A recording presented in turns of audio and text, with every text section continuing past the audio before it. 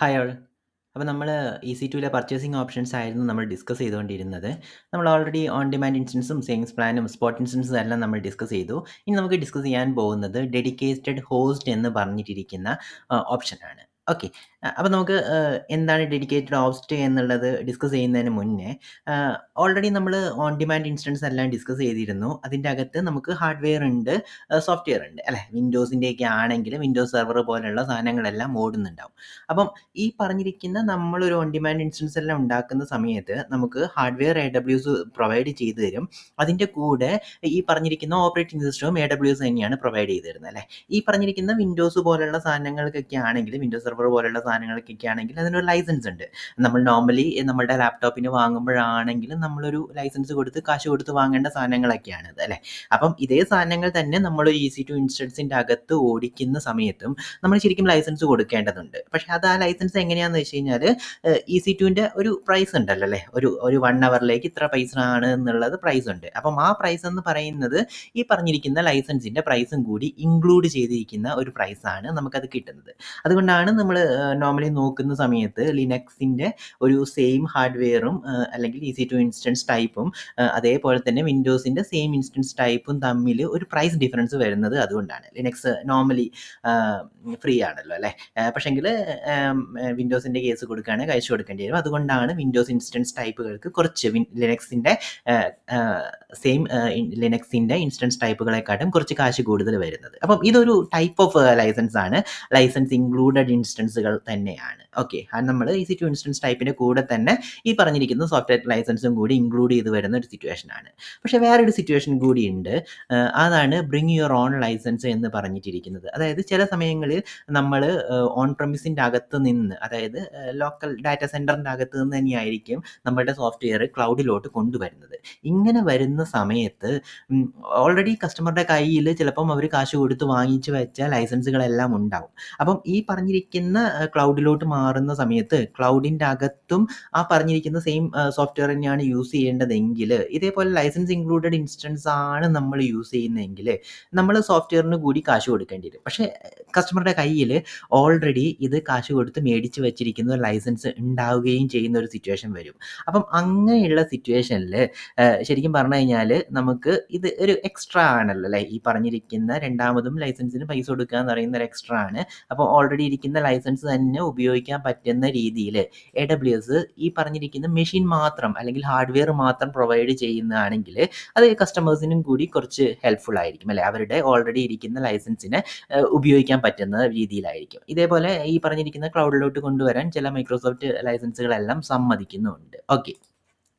അപ്പം ഇങ്ങനെ ഇരിക്കുന്ന BYOLകൾ AWSൻ്റെ ക്ലൗഡിൻ്റെ അകത്തേക്ക് കൊണ്ടുവരാൻ വേണ്ടിയിട്ട് AWS കൊടുത്തിരിക്കുന്ന ഓപ്ഷനാണ് ഡെഡിക്കേറ്റഡ് ഹോസ്റ്റ് എന്ന് പറഞ്ഞിരിക്കുന്നത്. അപ്പോൾ എന്തുകൊണ്ടാണ് ഡെഡിക്കേറ്റഡ് ഹോസ്റ്റ് എന്ന് പറഞ്ഞു കഴിഞ്ഞാൽ നമ്മളൊരു സെർവർ ഉണ്ട്. നമ്മൾ നോർമലി ഒരു EC2 ഇൻസ്റ്റൻസ് നമ്മൾ സ്പാൻ ചെയ്യുകയാണെങ്കിൽ AWS എന്താ ചെയ്യുന്നത് വെച്ചാൽ അവരൊരു സെർവറിൻ്റെ അകത്തുണ്ട്.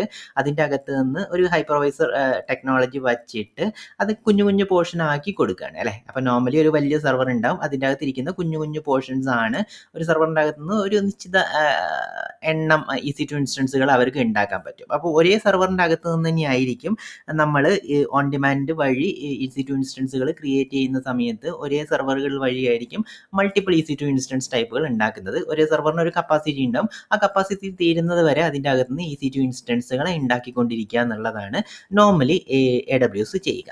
പക്ഷെങ്കിൽ ഈ പറഞ്ഞിരിക്കുന്ന ഡെഡിക്കേറ്റഡ് ഹോസ്റ്റ് എന്ന് പറഞ്ഞു കഴിഞ്ഞാൽ ഒരു എൻറ്റയർ സെർവർ അതിൻ്റെ അകത്ത് വേറെ ആർക്കും കൊടുക്കാതെ ഈ എൻറ്റയർ സെർവർ ഒരു പർട്ടിക്കുലർ കസ്റ്റമർക്ക് മാത്രം കൊടുക്കുന്നതിനെയാണ് നമ്മൾ ഡെഡിക്കേറ്റഡ് ഹോസ്റ്റ് എന്ന് പറയുന്നത്. അതായത് ഇതിൻ്റെ അകത്ത് നിന്നിരിക്കുന്ന ഹാർഡ്വെയർ ഡീറ്റെയിൽസ് വരെ കസ്റ്റമർക്ക് അവൈലബിൾ ആയിരിക്കും. വേറൊരാളും ഈ പറഞ്ഞിരിക്കുന്ന സെർവറിൻ്റെ അകത്ത് നിന്ന് ഇൻസ്റ്റൻസ് ടൈപ്പുകൾ ഉണ്ടാക്കാൻ സമ്മതിക്കില്ല.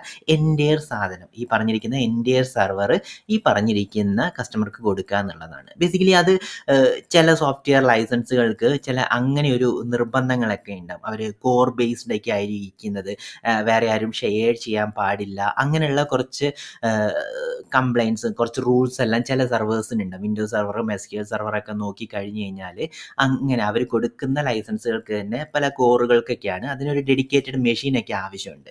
ആ പറഞ്ഞിരിക്കുന്ന VM പോലെയുള്ള വിർച്വലൈസേഷൻ പോലെയുള്ള ഒരു സാധനങ്ങൾക്കൊന്നും വർക്ക് ചെയ്യാൻ പാടില്ല എന്ന് പറഞ്ഞിട്ടിരിക്കുന്ന ലൈസൻസുകളാണ് ഉള്ളത്. അപ്പം അങ്ങനെയുള്ള ലൈസൻസുകൾ അത് കംപ്ലീറ്റ്ലി ലൈസൻസിൻ്റെ റൂൾസ് ഫോളോ ചെയ്യുന്ന രീതിയിലൊക്കെ ആവണമെന്നുണ്ടെങ്കിൽ അതൊരു കംപ്ലീറ്റ് ഹോസ്റ്റിൻ്റെ അകത്ത്, ഒരു സെർവറിൻ്റെ അകത്ത് തന്നെ ഓടേണ്ട കാര്യമുണ്ട്. ആ സെർവറിൻ്റെ അകത്തുനിന്ന് വേറൊരു EC2, വേറൊരു കസ്റ്റമർക്ക് EC2 ഇൻസ്റ്റൻസ് ടൈപ്പുകൾ കൊടുക്കാൻ പാടില്ലാത്ത രീതിയിലായിരിക്കണം. അപ്പം ഇങ്ങനെയുള്ള സെർവറുകളും ഇങ്ങനെയുള്ള സാധനങ്ങളെല്ലാം ഹോസ്റ്റ് ചെയ്യാൻ വേണ്ടിയിട്ട് ഒരു എൻറ്റയർ സെർവർ തന്നെ നമുക്ക് പർച്ചേസ് ചെയ്യാൻ പറ്റും, അലോക്കേറ്റ് ചെയ്തെടുക്കാൻ പറ്റും. ഇങ്ങനെയുള്ള EC2ൻ്റെ പർച്ചേസിങ് ഓപ്ഷനെയാണ് നമ്മൾ ഡെഡിക്കേറ്റഡ് ഹോസ്റ്റ് എന്ന് പറയുന്നത്. നമുക്കൊരു എൻറ്റയർ സെർവർ തന്നെ നമുക്ക് കിട്ടും. അപ്പോൾ ഇങ്ങനെയുള്ള ലൈസൻസിൻ്റെ റിലേറ്റഡ് ആയിട്ടിരിക്കുന്ന കാര്യങ്ങൾക്ക് വേണ്ടിയിട്ടാണ് നമ്മൾ യൂസ് ചെയ്യുന്നത്, മെയിനായിട്ട് യൂസ് ചെയ്യുന്നത്. ഇതേപോലെയുള്ള ഡെഡിക്കേറ്റഡ് ഹോസ്റ്റുകൾ നമ്മൾ പർച്ചേസ് ചെയ്യേണ്ട സിറ്റുവേഷൻ വരുന്നത് അപ്പോഴാണ്. ഓക്കെ, ഇതല്ലാതെ വേറൊരു കേസുകളും ഉണ്ട്.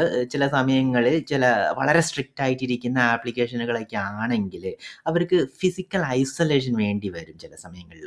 അതായത് ചില നമ്മൾ ഇപ്പോൾ ഒഴിക്കുന്ന AWSൻ്റെ ഏത് ക്ലൗഡ് പ്രൊവൈഡർ ആണെങ്കിലും ഇതേപോലെ ഇരിക്കുന്ന ഒരു പർട്ടിക്കുലർ സെർവറിൻ്റെ അകത്ത് നിന്ന് കുഞ്ഞു കുഞ്ഞു പോർഷനാക്കി ഓരോരോ കസ്റ്റമേഴ്സിനും കൊടുക്കുക എന്ന് പറയുന്ന രീതി തന്നെയാണ് ഫോളോ ചെയ്യുന്നത്. പക്ഷെങ്കിൽ ഈ പറഞ്ഞിരിക്കുന്ന VMകളെ അങ്ങോട്ടും ഇങ്ങോട്ടും ഒരു കസ്റ്റമർക്ക് ഒരേ ഹാർഡ്വെയറിലാണല്ലോ അല്ലേ ഈ പറഞ്ഞിരിക്കുന്ന VMകളെല്ലാം ഓടുന്നത്. വിർച്വലൈസ് ചെയ്തിരിക്കുകയാണ്. ഹാർഡ്വെയർ ഒന്നാണ്, അതിനെ ഇങ്ങനെ ഡിവൈഡ് ചെയ്ത് വെച്ചിരിക്കുകയാണ് ഈ ഹൈപ്പർവൈസർ ടെക്നോളജിയൊക്കെ വെച്ചിട്ട്. അപ്പം ഒരു കസ്റ്റമർ അല്ലെങ്കിൽ ഒരു VMൻ്റെ അകത്തിരിക്കുന്ന ഡാറ്റ ചിലപ്പം വേറൊരു VMനെ ആക്സസ് ചെയ്യാനുള്ള പോസിബിലിറ്റി എല്ലാം, തിയററ്റിക്കലി പോസിബിലിറ്റി എല്ലാം ഉണ്ട്. പക്ഷേങ്കിൽ ഈ പറഞ്ഞിരിക്കുന്ന വളരെ സ്ട്രിക്റ്റ് ആയിട്ടിരിക്കുന്ന കാര്യങ്ങൾ വെച്ചിട്ടാണ് AWSും അല്ലെങ്കിൽ ഏതൊരു ക്ലൗഡ് പ്രൊവൈഡറും അവരുടെ സിസ്റ്റംസ് എല്ലാം ഉണ്ടാക്കിയിരിക്കുന്നത്. പോസിബിലിറ്റി വളരെ കുറവാണ്. പക്ഷേങ്കിൽ വളരെ മിഷൻ ക്രിട്ടിക്കൽ ആയിട്ടിരിക്കുന്ന ആപ്ലിക്കേഷൻസിന് അത് കംപ്ലൈൻറ്റ്സ് റൂൾസുകളെല്ലാം ഉണ്ടാവും. അതായത് ഈ പറഞ്ഞിരിക്കുന്ന അവരുടെ ആപ്ലിക്കേഷൻ ഓടുന്ന മെഷീൻ്റെ അകത്ത് വേറൊരു VMും വിർച്വൽ മെഷീൻസും ഓടാൻ പാടില്ല എന്ന് പറഞ്ഞിട്ടിരിക്കുന്ന ചില റൂൾസുകളെല്ലാം വളരെ ക്രിട്ടിക്കൽ ആയിട്ടിരിക്കുന്ന ആപ്ലിക്കേഷൻസിന് ഉണ്ട്. അതായത് ഒരു ചാൻസസും ഒരു വിധത്തിലും ഇത് ഉണ്ടാവാനുള്ള പോസിബിലിറ്റി AWSൽ ഇല്ല. ഒരു VM വേറൊരു VMൻ്റെ സാധനങ്ങൾ ആക്സസ് ചെയ്യുക അല്ലെങ്കിൽ അറ്റാക്ക് ചെയ്യുക എന്നൊക്കെ പറയുന്നത് പോസിബിളേ ആവത്തില്ല. അത് വളരെ സ്ട്രിക്റ്റ് ആയിട്ട് തന്നെ AWSും ഏത് ക്ലൗഡ് പ്രൊവൈഡർ ആയാലും ചെയ്തിട്ടുണ്ട്. അതൊരു ബേസിക് കാര്യമാണ്. പക്ഷെങ്കിൽ അങ്ങനെ അവർ പറഞ്ഞിരിക്കുന്ന സാധനം, അവർ പറഞ്ഞിരിക്കുന്ന ഷുവർട്ടി, ഇതുപോലും യാതൊരു വിധത്തിലുള്ള റിസ്കുകളും ഏറ്റെടുക്കാൻ പറ്റാത്ത വളരെ മിഷൻ ക്രിട്ടിക്കൽ ആയിട്ടിരിക്കുന്ന ആപ്ലിക്കേഷൻസ് ഉണ്ടാകും. അങ്ങനെയുള്ള ആപ്ലിക്കേഷൻസ് ഒരു എൻറ്റയർ ഡെഡിക്കേറ്റഡ് ആയിട്ടിരിക്കുന്ന സെർവറിൽ തന്നെ ഓടണം എന്ന് പറഞ്ഞിട്ട് ചില കംപ്ലൈൻറ്റ്സും കാര്യങ്ങളൊക്കെ ഉണ്ടാകും. അപ്പോൾ അങ്ങനെയുള്ള ആപ്ലിക്കേഷൻസും ഇതേപോലെ ഇരിക്കുന്ന ഒരു ഡെഡിക്കേറ്റഡ് ഹോസ്റ്റ് പർച്ചേസ് ചെയ്തിട്ടായിരിക്കും നോർമലി ഓടുന്നത്. ഓക്കെ, അപ്പം ഇതാണ് ഡെഡിക്കേറ്റഡ് ഹോസ്റ്റ്. അപ്പോൾ ഡെഡിക്കേറ്റഡ് ഹോസ്റ്റ് എന്ന് പറയുന്നത് ഒരു എൻറ്റയർ സെർവർ നമുക്ക് ഒരു കസ്റ്റമർക്ക് കൊടുക്കുകയാണ്. സ്വാഭാവികമായിട്ടും അതിന് പൈസ കൂടുതലായിരിക്കും. നമ്മൾ ഓൾറെഡി പഠിച്ചിരുന്നു, നമ്മൾ സേവിങ്സ് പ്ലാനും മറ്റേ സ്പോട്ട് ഇൻസ്റ്റൻസ് ഒക്കെ പഠിച്ചിരുന്നു. അത് ശരിക്കും പറഞ്ഞു കഴിഞ്ഞാൽ നമുക്ക് ഡിസ്കൗണ്ട് റേറ്റിൽ കിട്ടാനുള്ള പരിപാടിയായിരുന്നു. പക്ഷെങ്കിൽ ഡെഡിക്കേറ്റഡ് ഹോസ്റ്റ് എന്ന് പറയുന്നത് അങ്ങനെ നമുക്ക് കാശ് ലാഭിക്കാനുള്ള സാധനമല്ല. ബേസിക്കലി ഇതിന് സ്വാഭാവികമായിട്ടും കൂടുതലായിരിക്കും. നിങ്ങൾക്ക് തന്നെ ചിന്തിച്ചാൽ കിട്ടുന്നതാണ്. അത് എൻറ്റയർ സെർവർ നമുക്കായിട്ട് തരികയാണ് അല്ലേ. സ്വാഭാവികമായിട്ടും അതിന് പൈസ കൂടുതലായിരിക്കും. അപ്പം 3 രീതികളിൽ ഇരിക്കുന്ന, അതായത് നമുക്ക് കാശ് കൊടുക്കണം അല്ലേ. നമ്മളൊരു ഡെഡിക്കേറ്റഡ് ഹോസ്റ്റ് വാങ്ങി അതിന് നമ്മൾ കാശ് കൊടുക്കണം. ആ കാശ് കൊടുക്കേണ്ടതിന് ശരിക്കും പറഞ്ഞു കഴിഞ്ഞാൽ 3 രീതികളിലിരിക്കുന്ന ബില്ലിംഗ് പാറ്റേൺസ് ഉണ്ട്. അതെന്താണെന്നുള്ളത് നമുക്കൊന്ന് നോക്കാം. അപ്പം ഈ ഒരു പേജ് പോയാൽ, ഈ പേജ് ഞാൻ വീഡിയോൻ്റെ ഡിസ്ക്രിപ്ഷനിൽ ഇടാം. നിങ്ങൾക്ക് ഓരോരോ ഡെഡിക്കേറ്റഡ് ഹോസ്റ്റ് നമ്മൾ മേടിക്കുകയാണെങ്കിൽ AWS അതിൻ്റെ ഡീറ്റെയിൽസ് എല്ലാം ഇതിൽ കൊടുത്തിട്ടുണ്ട്. ഫോർ എക്സാമ്പിൾ നമ്മൾ മേടിക്കുന്നത്, അതായത് ഇവിടെ നിന്ന് ആദ്യം നമുക്ക് എങ്ങനെയാണ് അത് മേടിക്കുക എന്നുള്ളതിൻ്റെ ജസ്റ്റ് ഒന്ന് നോക്കാം. നമ്മളത് മേടിക്കുന്നില്ല, അത് കാശ് പോകുന്ന പരിപാടിയാണ്. അതുകൊണ്ട് ജസ്റ്റ് ഒന്ന് ഞാനൊന്ന് അത് എവിടെ വരെയാണ് എന്നുള്ളത് കാണിക്കുകയാണ്. നമ്മുടെ ഇത് EC2ൻ്റെ ഡാഷ്ബോർഡാണ്, AWS കൺസോളിൻ്റെ അകത്തിരിക്കുന്ന. ഇതിൻ്റെ അകത്ത് ഡെഡിക്കേറ്റഡ് ഹോസ്റ്റ് എന്ന് പറഞ്ഞിട്ടിരിക്കുന്ന ഒരു ഓപ്ഷൻ ഇവിടെയുണ്ട്. അത് ക്ലിക്ക് ചെയ്യാം. അത് ക്ലിക്ക് ചെയ്ത് കഴിഞ്ഞ് കഴിഞ്ഞാൽ നിങ്ങൾക്ക് അലോക്കേറ്റ് ഡെഡിക്കേറ്റഡ് ഹോസ്റ്റ് എന്ന് പറഞ്ഞിട്ടിരിക്കുന്ന ഒരു ഓപ്ഷൻ ഉണ്ട്. അത് കൊടുക്കാം. അത് കൊടുത്തു കഴിഞ്ഞ് കഴിഞ്ഞാൽ നെയിം, അത് കഴിഞ്ഞിട്ട് നമ്മൾ പർച്ചേസ് ചെയ്യുന്നത് ഒരു ഇൻസ്റ്റൻസ് ഫാമിലിയാണ്. ഓൾറെഡി നമ്മൾ ഇൻസ്റ്റൻസ് ഫാമിലിയൊക്കെ ഫെമിലിയർ ആയിട്ടുണ്ടല്ലോ അല്ലേ? അപ്പോൾ നമ്മൾ ഡെഡിക്കേറ്റഡ് ഹോസ്റ്റ് എന്ന് പറഞ്ഞു കഴിഞ്ഞാൽ ആ സെർവറിൻ്റെ അകത്ത് നോർമലി ആ പറഞ്ഞിരിക്കുന്ന ഇൻസ്റ്റൻസ് ഫാമിലിക്കകത്തിരിക്കുന്ന ഇൻസ്റ്റൻസ് ടൈപ്പുകളായിരിക്കും നോർമലി AWS ലോഞ്ച് ചെയ്യുക. അപ്പം ഒരു പർട്ടിക്കുലർ സെർവർ ഒരു ഇൻസ്റ്റൻസ് ഫാമിലിക്ക് വേണ്ടിയിട്ടുള്ളതായിരിക്കും. അപ്പം നമ്മൾ ഇവിടെ ക്രിയേറ്റ് ചെയ്യുന്നത് അല്ലെങ്കിൽ നമ്മൾ മേടിക്കുന്നത് ഒരു ഇൻസ്റ്റൻസ് ഫാമിലിക്ക് വേണ്ടിയിട്ടിരിക്കുന്ന ഡെഡിക്കേറ്റഡ് ഹോസ്റ്റ് ആയിരിക്കും. അപ്പം ഏത് ഇൻസ്റ്റൻസ് ഫാമിലി ആണ് എന്നുള്ളത് നമ്മളൊന്നുകൂടെ പറഞ്ഞു കൊടുക്കണം. ഇതിനനുസരിച്ചിട്ടായിരിക്കും നിങ്ങളുടെ മെഷീൻ്റെ അകത്ത് എത്ര സോക്കറ്റ്, എത്ര CPU സോക്കറ്റ്സ് ഉണ്ട്, അല്ലെങ്കിൽ എത്ര കോറുകൾ ഉണ്ട് എന്നൊക്കെ തീരുമാനിക്കുന്നത് ഇത് വെച്ചിട്ടാണ്. ഓൾറെഡി നമ്മൾ ഡിസ്കസ് ചെയ്താണല്ലോ ഇതുമായിട്ട് ബന്ധപ്പെട്ട് ഇത്ര കോറുകൾ ഉണ്ടാവും എന്നൊക്കെ പറഞ്ഞിട്ട്. അപ്പോൾ അതിവിടെ പറഞ്ഞു കൊടുക്കണം. അത് നമ്മളിപ്പം ഇതിപ്പം R5 എന്നങ്ങനെ പറഞ്ഞിട്ടിരിക്കുന്ന ഒരു സാധനം ചൂസ് ചെയ്യുന്നു എന്ന് വിചാരിക്കാം. ഓക്കെ, R5 എന്ന് പറഞ്ഞിട്ട് ചൂസ് ചെയ്ത് കഴിഞ്ഞ് കഴിഞ്ഞാൽ ഇവിടെ മൾട്ടിപ്പിൾ ഇൻസ്റ്റൻസ് ടൈപ്പുകൾ നമുക്ക് വേണമെന്നുണ്ടെങ്കിൽ ഇതിൽ ക്രിയേറ്റ് ചെയ്യാം എന്നുള്ളതാണ് ഇതിൻ്റെ അകത്ത് പറഞ്ഞിരിക്കുന്നത്. നമ്മൾ ക്രിയേറ്റ് ചെയ്ത ഹോസ്റ്റ് ഉണ്ടല്ലോ, അതിൻ്റെ അകത്ത് നമുക്ക് വേണമെന്നുണ്ടെങ്കിൽ നമുക്ക് മൾട്ടിപ്പിൾ ഇൻസ്റ്റൻസുകളൊക്കെ ക്രിയേറ്റ് ചെയ്തിടാൻ പറ്റും. അത് എനേബിൾ ചെയ്ത് കൊടുക്കുന്നതാണ് ഇവിടെ ഇരിക്കുന്നത്. പിന്നെ അവൈലബിലിറ്റി സോൺ അങ്ങനെയുള്ള കുറച്ച് ഇൻഫർമേഷൻസ് എല്ലാം കൊടുക്കണം. നമ്മളിപ്പോൾ ഡീറ്റെയിൽഡ് ആയിട്ടൊന്നും പോകുന്നില്ല, ജസ്റ്റ് ഒന്ന് നിങ്ങൾക്ക് ബിഗിനർ ലെവലിൽ ഡെഡിക്കേറ്റഡ് ഹോസ്റ്റ് ഉണ്ട് എന്നുള്ളതും ഇതിങ്ങനെ ഒരു പർപ്പസിന് വേണ്ടിയിട്ടുള്ളതാണെന്നുള്ള ഇൻഫർമേഷൻ മതിയാവും. വളരെ ഡീറ്റെയിൽഡ് ആയിട്ട് പഠിച്ചു പോകേണ്ട കാര്യമൊന്നും ഇല്ല. ബേസിക്കലി ഒന്ന് ജസ്റ്റ് ഒരു ഐഡിയ ഉണ്ടായിരുന്നാൽ മതി. ഇവിടെ അലോക്കേറ്റ് ചെയ്ത് കൊടുക്കുകയാണ് ചെയ്യുന്നത്. ഓക്കെ, ഇത്ര കോറുകളുണ്ട് അങ്ങനെയുള്ള ഒരു ഇൻഫർമേഷൻസ് ആണ് ഇവിടെ കൊടുത്തിരിക്കുന്നത്. നമ്മൾ നേരത്തെ ചൂസ് ചെയ്തിരിക്കുന്ന R5 എന്ന് പറയുന്ന സാധനം നോക്കിക്കഴിഞ്ഞ് കഴിഞ്ഞാൽ അതിൻ്റെ അകത്ത് 42 സോക്കറ്റുകളുണ്ട്, 48 കോറുകളുണ്ട് എന്നുള്ള ഇൻഫർമേഷൻ നമുക്ക് ഇവിടെ കിട്ടും. ഇത് ഓരോരോ ഇൻസ്റ്റൻസ് ടൈപ്പുകളുടെ അകത്ത് യൂസ് ചെയ്തിരിക്കുന്ന കോറുകളുടെ എണ്ണമൊക്കെയാണ്. ഓക്കെ, അപ്പം അത് കഴിഞ്ഞിട്ട് അടിയിലോട്ട് പോയി കഴിഞ്ഞ് കഴിഞ്ഞാൽ ഇതിൻ്റെ അകത്ത് എങ്ങനെ നമുക്ക് ഇൻസ്റ്റൻസ് ടൈപ്പുകൾ ക്രിയേറ്റ് ചെയ്യാം എന്നൊക്കെ പറഞ്ഞിട്ടുണ്ട്. അതായത് മാക്സിമം നിങ്ങൾക്ക് 48 കോറുകൾ ഉണ്ടെങ്കിൽ നിങ്ങൾക്ക് 48 കോറുകൾ വരെ കൺസ്യൂം ചെയ്യുന്ന ഇൻസ്റ്റൻസ് ടൈപ്പുകളെ അതിൻ്റെ അകത്ത് ക്രിയേറ്റ് ചെയ്യാൻ പറ്റുള്ളൂ അല്ലേ? അതായത് മാക്സിമം അതിനൊരു കപ്പാസിറ്റി ഉണ്ട്. ആ കപ്പാസിറ്റി വരെയുള്ള മൾട്ടിപ്പിൾ ഇൻസ്റ്റൻസ് ടൈപ്പുകളെ നമുക്ക് വേണമെന്നുണ്ടെങ്കിൽ ക്രിയേറ്റ് ചെയ്തിടാം. ഫോർ എക്സാമ്പിൾ ഈ സെനാരിയോയിൽ പറഞ്ഞിരിക്കുന്നത് എന്താണ്, 4 ഇൻസ്റ്റൻസ് ടൈപ്പ് ഇത് വെച്ചിട്ടുള്ളത് ക്രിയേറ്റ് ചെയ്തു.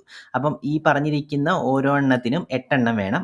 ഈ പറഞ്ഞിരിക്കുന്ന എക്സ് ലാർജിന് ഓരോരോ 8 കോറുകൾ വേണം. അങ്ങനെയാണെങ്കിൽ 4 എണ്ണം ആണെങ്കിൽ 32 കോറ് അതിന് വേണ്ടി യൂസ് ചെയ്യും. ബാക്കി എത്ര ഉണ്ടാവും? 48 ടോട്ടൽ ഇരിക്കുന്നത്, 16 ഉണ്ടാവും. വേണമെന്നുണ്ടെങ്കിൽ നിങ്ങൾക്ക് 2x ലാർജ് എന്ന് പറഞ്ഞിരിക്കുന്ന വേറൊരു ഇൻസ്റ്റൻസുകളും നിങ്ങൾക്ക് കൺസ്യൂം ചെയ്യാം. അതിന് ഈ പറഞ്ഞ പോലെ 16 കോറുകളാണ് 4 ഇൻസ്റ്റൻസിന് വേണ്ടി വരിക. അങ്ങനെയാണെങ്കിൽ നിങ്ങളുടെ ഹോസ്റ്റിൻ്റെ അകത്ത് എത്ര ഇൻസ്റ്റൻസുകൾ ഓടുന്നുണ്ടാവും? 4 8 ഇൻസ്റ്റൻസുകൾ ഓടുന്നുണ്ട്. R5 എന്ന് പറയുന്ന ഫാമിലിക്കകത്തിരിക്കുന്ന ഒരു ഡെഡിക്കേറ്റഡ് ഹോസ്റ്റ് ആണ് നമ്മൾ പർച്ചേസ് ചെയ്തിരിക്കുന്നതെങ്കിൽ അതിൻ്റെ അകത്ത് നമുക്ക് പല രീതികളിലിരിക്കുന്ന രീതികളിൽ ഇൻസ്റ്റൻസുകളെ ക്രിയേറ്റ് ചെയ്യാം. ഈ ഒരു സെനാരിയയിലാണെങ്കിൽ നമ്മൾ 4 EC2 ഇൻസ്റ്റൻസുകളെ നമ്മൾ അതിൻ്റെ അകത്തേക്ക് ഹോസ്റ്റ് ചെയ്യുന്നുണ്ട്, നമ്മൾ അതിൻ്റെ അകത്തേക്ക് ക്രിയേറ്റ് ചെയ്തിടാൻ പറ്റും. അങ്ങനെ ഇതിൻ്റെ അകത്ത് പോസിബിൾ ആയിട്ടിരിക്കുന്ന പല സെനാരിയോസാണ് ഇതിൻ്റെ അകത്ത് പറഞ്ഞിരിക്കുന്നത്. പല പല രീതികളിലൊക്കെ നമുക്ക് ഇതിനെ ക്രിയേറ്റ് ചെയ്തിടാൻ പറ്റും. ഓക്കെ, അത് കഴിഞ്ഞിട്ട് ഇവിടെ അടീൻ്റെ അകത്ത് ഓരോരോ റീജിയൻ്റെ അകത്തും ഈ പറഞ്ഞിരിക്കുന്ന ഓരോരോ ഫാമിലിക്കും എത്ര, അതായത് നമ്മൾ ഓൺ ഡിമാൻഡ് ഇൻസ്റ്റൻസിന് നമ്മൾ പറഞ്ഞല്ലോ അല്ലെ, പൈസ പറയുന്നത് പ്രൈസ് പെർ അവർ ആണ്. അതേപോലെ ഓരോരോ സാധനങ്ങളും പർച്ചേസ് ചെയ്യുകയാണെങ്കിൽ നിങ്ങൾ എത്ര പൈസ കൊടുക്കേണ്ടി വരും എന്നുള്ളതാണ് ഇത് പറയുന്നത്. അതായത് നിങ്ങൾ R5 ഇൻസ്റ്റൻസ് ഫാമിലി ഇരിക്കുന്ന ഒരു ഡെഡിക്കേറ്റഡ് ഹോസ്റ്റ് ആണ് വാങ്ങിയിരിക്കുന്നതെങ്കിൽ നിങ്ങൾ ഇത്രയും $6 നിങ്ങൾ ഒരു മണിക്കൂറിന് കൊടുക്കേണ്ടി വരും. ഇതാണ് അതിൻ്റെ പ്രൈസിങ് വരുന്നത്. ഓക്കെ, സ്വാഭാവികമായിട്ടും മറ്റേ നമ്മളുടെ ഓൺ ഡിമാൻഡ് EC2 ഇൻസ്റ്റൻസിന് നിങ്ങൾ കണ്ടിരുന്നു ഓൾറെഡി 0.0 അങ്ങനെ എന്തോ ഒരു പറഞ്ഞിട്ടിരിക്കുന്ന പ്രൈസേ ഉണ്ടായിരുന്നുള്ളൂ. ഇതിന് സ്വാഭാവികമായിട്ടും ഒരു എൻഡിയർ സർവർ ആയതുകൊണ്ട് വളരെ പൈസ കൂടുതലായിരിക്കും ഉണ്ടാവുക. ഓക്കെ, അത് കഴിഞ്ഞിട്ട് റിസർവേഷൻ പ്രൈസിങ് എന്ന് പറയുന്നത് നമുക്ക് പഠിക്കാം. അത് ഈ പറഞ്ഞിരിക്കുന്ന ഡെഡിക്കേറ്റഡ് ഹോസ്റ്റുമായിട്ട് നമുക്ക് കമ്പൈൻ ചെയ്യാൻ പറ്റും. അത് കഴിഞ്ഞിട്ട് ഈ പറഞ്ഞിരിക്കുന്ന സേവിങ്സ് പ്ലാൻ, ഇത് നമ്മൾ ഓൾറെഡി പഠിച്ചതാണ്. അപ്പോൾ നിങ്ങൾക്ക് ഒരു സേവിങ്സ് പ്ലാൻ എന്ന് പറയുന്നത് ഒരു ഇൻസ്റ്റൻസ് ഫാമിലിയുമായിട്ട് കണക്ട് ചെയ്തിരിക്കുന്ന സാധനമാണ് അല്ലേ? നമ്മൾ ഓൾറെഡി അത് ലാസ്റ്റ് ചാപ്റ്ററിൽ ഡിസ്കസ് ചെയ്തിരുന്നു. അങ്ങനെ ഒരു സേവിങ്സ് പ്ലാൻ നിങ്ങൾക്ക് ആക്റ്റീവ് ആണെങ്കിൽ അത് നിങ്ങൾക്ക് ഈ പറഞ്ഞിരിക്കുന്ന ഡെഡിക്കേറ്റഡ് ഹോസ്റ്റിൻ്റെ അകത്തിരിക്കുന്നതിൻ്റെ അകത്ത് നിങ്ങൾക്ക് ഡിസ്കൗണ്ട് കിട്ടാൻ വേണ്ടിയിട്ട് വേണമെങ്കിലും യൂസ് ചെയ്യാൻ പറ്റും. രണ്ടും കമ്പൈൻ ചെയ്തെടുത്തിട്ട് നമുക്കൊരു ഡിസ്കൗണ്ട് ഉണ്ടാക്കിയെടുക്കാൻ നമുക്ക് പോസിബിൾ ആണ്. ഓക്കെ. അപ്പോൾ ഇത്രയും കാര്യങ്ങളാണ് ഡെഡിക്കേറ്റഡ് ഹോസ്റ്റിനെ പറ്റിയിട്ട് ഒരു ബിഗിനർ ലെവലിൽ ഇത്രയൊക്കെ നോളജ് ഉണ്ടായിരുന്നാൽ മതി. ഇതെന്തിനാണ് ഉപയോഗിക്കുന്നത് എന്നുള്ളതും അതിൻ്റെ പ്രൈസിങ്ങിനെ പറ്റിയിട്ട് നിങ്ങൾ ഈ പേജ് ഒന്ന് വന്നിട്ട് ജസ്റ്റ് ഒന്ന് ഈ പേജിലൂടെ ഒന്ന് ഗോ ത്രൂ ചെയ്യുന്നത് നന്നായിരിക്കും. പോസിബിലിറ്റി എന്തൊക്കെയാണ് എന്നുള്ളത് അത്രയും ഇൻഫർമേഷൻ നമുക്ക് ഈ ഒരു ലെവലിൽ ഉണ്ടായിരുന്നാൽ മതി. നമ്മൾ കുറച്ചും കൂടെ പോകുന്ന സമയത്ത് നമ്മൾ ഡെഡിക്കേറ്റഡ് ഹോസ്റ്റൊക്കെ ഒന്ന് ക്രിയേറ്റ് ചെയ്ത് നോക്കാം. ഇപ്പോൾ ക്രിയേറ്റ് ചെയ്ത് കഴിഞ്ഞാൽ കാശാകും, അതുകൊണ്ട് നമ്മളൊന്ന് ക്രിയേറ്റ് ചെയ്യുന്നില്ല. അപ്പോൾ ഈ വീഡിയോ വേണം നമുക്ക് ക്ലോസ് ചെയ്യാൻ തോന്നുന്നു. നമുക്ക് നെക്സ്റ്റ് വീഡിയോയിൽ കാണാം. ബൈ.